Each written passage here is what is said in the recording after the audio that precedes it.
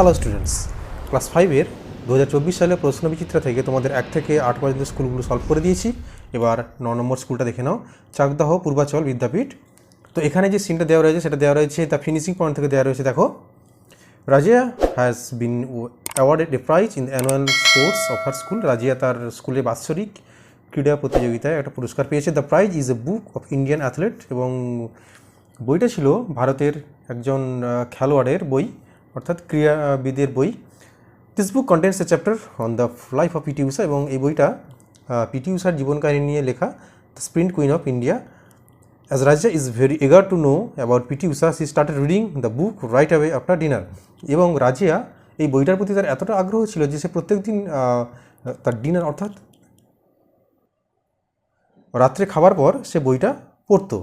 পিলাভুলাকান্দি থেকে পেনাবেল Usha, generally known as PT Usha, is indeed the most famous and successful female athlete from India. Pilavullakandi থেকে পেনাবেল উষা যে ছিল পিটি উষার, এটা হচ্ছে পুরো নাম। তো যে ছিল ভারতের একজন সফল একজন মহিলা খেলোয়াড়। আর extraordinary performance at the track and Usha titles like the queen of Indian running track and Payyoli express. তার পারফরমেন্স, তার সুন্দর তার খুব ভালো পারফরমেন্সের জন্য তাকে কী বলে ডাকা হতো? The queen of Indian running track, আর হচ্ছে Payyoli express. PT Usha was born on 27 June 1964 at Payoli, a village in the Payoli district of Kerala. কেরালার পায়োলি জেলায় 27 জুন 1964 সালে পিটি উষা জন্মগ্রহণ করেন। Though Usha was affected by ill health in her early childhood, her promise in sports could be clearly noticed. যদিও বা ছোটোবেলা থেকেই PT উষা ছিল খুব মানে শারীরিকভাবে তেমন সক্ষম ছিল না, তবুও তার খেলার প্রতি তার যে আগ্রহ বা খেলার প্রতি তার ইন্টারেস্ট বা সাকসেসফুল একজন মানে সফল একজন খেলোয়াড় হিসেবে তাকে দেখা যায়। Against all odds she succeeded in becoming the one of the greatest athletes India has ever produced. সমস্ত বাধা বিপত্তি সত্ত্বেও সে ভারতের একজন সফল খেলোয়াড় হিসেবে গণ্য হয়েছিল। She made her first national record in the 100 metre sprint in 1977 when she was just 13 years old.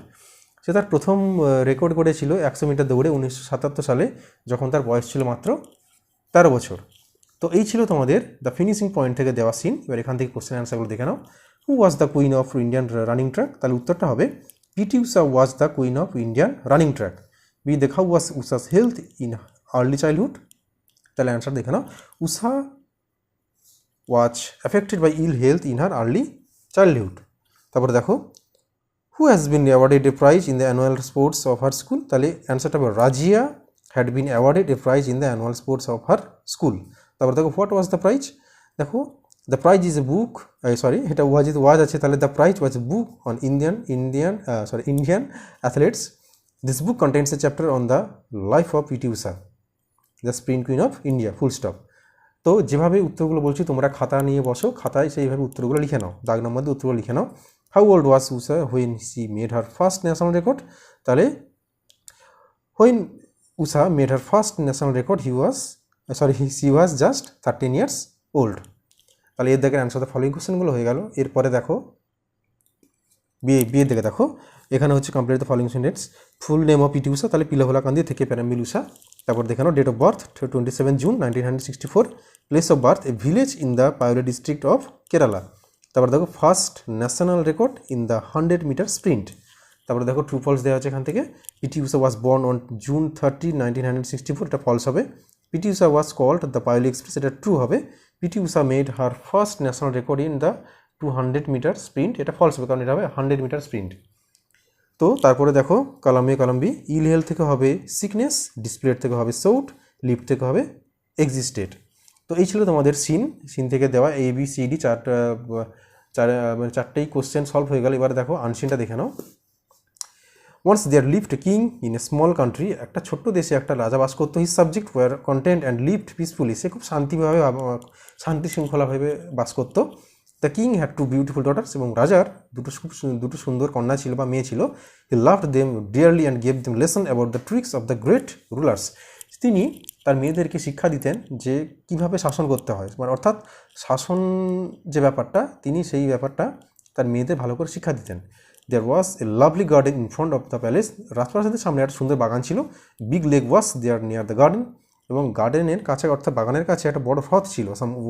Some swans use to float on the lake, এবং কিছু রাজহাঁস সেই হ্রদের উপরে ভাসত বা চড়ত।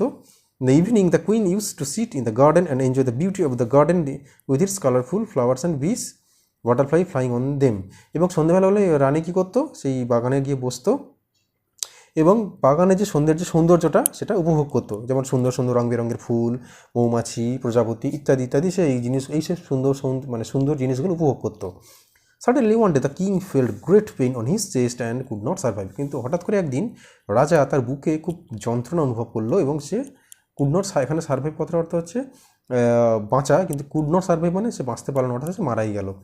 The queen lost her interest in everything. যখনই রাজা মারা গেল, রাজা সমস্ত কিছু থেকে তার ইন্টারেস্ট অর্থাৎ তার যে আগ্রহটা কমে গেল, ইভেন ইন হার ডটার্স, এবং তার মেয়েদের প্রতিও তার আগ্রহটা কমে গেল।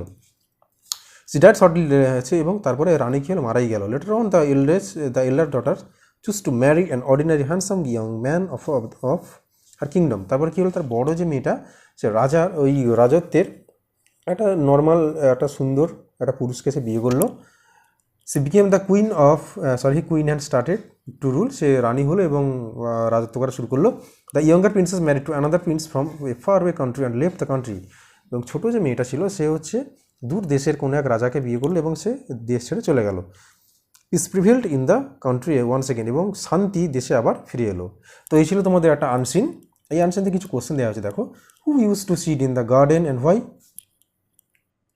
তাহলে অ্যান্সারটা দেখো না, কে হচ্ছে বাগানে বসতে বা কেন। দেখো পরপর এখানে কোশ্চেনের উত্তরগুলো আছে। The queen use to sit in the garden and enjoy the beauty of the garden with its colourful flowers and bees butterflies flying on them. তাহলে দ্য কুইন থেকে দেম পর্যন্ত আনসার হবে। তারপর দেখো how did the king die, রাজা কীভাবে মারা গেল। তাহলে দেখো one day the king felt great pain on his chest and could not survive. তাহলে একদিন সে রাজা বুকে খুব যন্ত্রণা অনুভব করলো এবং সে আর বাঁচতেই পারলো না, সে এইভাবে মারা গেল। তারপরে দেখে নাও what happened to the queen after the king's death. রাজা মারা যাওয়ার পর রানীর কী হলো। দ্য কুইন, অ্যান্সারটা হবে the queen lost her interest in everything even in her daughters. রানী সব কিছু থেকে তার ইন্টারেস্ট অর্থাৎ তার যে আগ্রহটাই কমে গেল এবং তার মেয়েদের প্রতি যে অ্যাটেনশান সেটাও চলে গেল, অর্থাৎ আগ্রহটা কমে গেল। তারপরে বলা আছে দেখো write one pair of opposite gender from the passage থেকে এক জোড়া অপোজিট জেন্ডার অর্থাৎ কিং অ্যান্ড কুইন। দেখো কিং হচ্ছে ম্যাসকিউলিন এবং কুইন হচ্ছে ফেমিনাইন জেন্ডার। তারপর দেখো pick out at least four adverbs from the passage. 4টে অ্যাডভার্ব খুঁজতে বলা হয়েছে প্যাসেজ থেকে। পিসফুলি, ডিয়ারলি, সাডেনলি আর শর্টলি। দেখো 4টে অ্যাডভার্ব, পিসফুলি, ডিয়ারলি, সাডেনলি আর শর্টলি। এরপরে দেখে নেবো গ্রামারগুলো দেখো। প্রথমে হচ্ছে article and prepositions. He belong to a rich family. Mr. Sin, each an honest man. There is a vase on the table. A fan is hanging from the ceiling. Nila has seen the Taj Mahal. তারপরে দেখে নেব, দেখো present দেওয়া আছে, past করতে হবে। গো থেকে went, C থেকে স, চেঞ্জ থেকে চেঞ্জড, ওয়ান্ট থেকে ওয়ান্টেড, টেক থেকে টুক, TOOK টুক।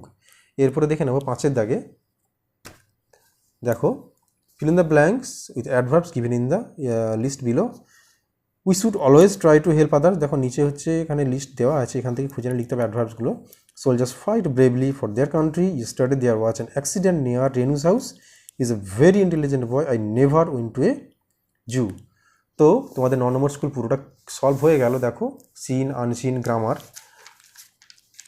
দেখো চাকদাহ পূর্বাচল বিদ্যাপীঠ, এটা তোমাদের 5-এর প্রশ্নবিচিত্রা। দেখো ক্লাস 5-এর প্রশ্নবিচিত্রা 2024-এর থার্ড সামিটিভের 9 নম্বর স্কুলটা সলভ হয়ে গেল। এবং এর আগে 1 থেকে 8 পর্যন্ত সলভ করে দিয়েছি। যারা এখনও দেখোনি তোমরা ক্লাস 5-এর প্লেলিস্ট সেকশানে গিয়ে দেখো, ওইখানে সমস্ত ভিডিওগুলো রয়েছে, তোমরা আগেরগুলো সলভ করে নিতে পারো। এরপরে আসবো 10 নম্বর স্কুল নিয়ে, ততক্ষণ তোমরা এইগুলো ভালো করে প্র্যাকটিস করে নাও।